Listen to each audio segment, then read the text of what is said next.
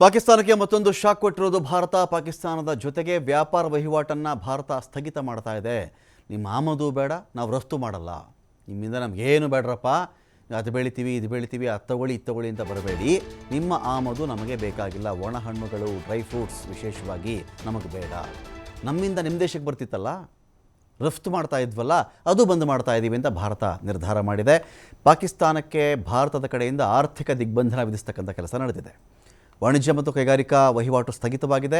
ಪ್ರತ್ಯಕ್ಷ ಪರೋಕ್ಷ ವ್ಯಾಪಾರಕ್ಕೆ ನಿರ್ಬಂಧವನ್ನು ಹೇರಲಾಗಿದೆ. ಇಲ್ಲಿ ಭಾರತದಿಂದ ಪಾಕಿಸ್ತಾನಕ್ಕೆ ಏನು ರಫ್ತಾಗ್ತಾ ಇತ್ತು, ನಮ್ಮ ಮೇಲೆ ಯಾವೆಲ್ಲ ವಿಷಯಗಳಲ್ಲಿ ಪಾಕಿಸ್ತಾನದ ಅವಲಂಬನೆ ಇತ್ತು ಅಂತ,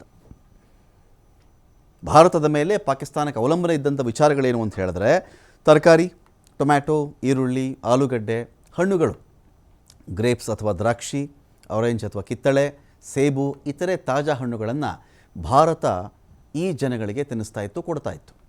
ಇಲ್ಲೆಲ್ಲ ಚೆನ್ನಾಗಿ ಬೆಳೆದಿದ್ದೀವಿ, ತಗೊಳ್ಳಿ ತಿನ್ನಿ ಅಂಥೇಳಿ. ಇಷ್ಟಲ್ಲದೆ ಕಾಳುಗಳು, ಬೀಜಗಳು, ಹಲವು ಧಾನ್ಯಗಳು, ಕೃಷಿ ಬೀಜಗಳು ಮತ್ತು ಶುಗರ್, ಸಿಹಿ ಕೊಡ್ತಾ ಇದ್ವಿ ನಾವು ಪಾಕಿಸ್ತಾನಕ್ಕೆ. ಸಿಹಿ ಕೊಡ್ತಾ ಇದ್ವಿ, ಸಿಹಿಯಾದ ಹಣ್ಣುಗಳನ್ನು ಕೊಡ್ತಾ ಇದ್ವಿ.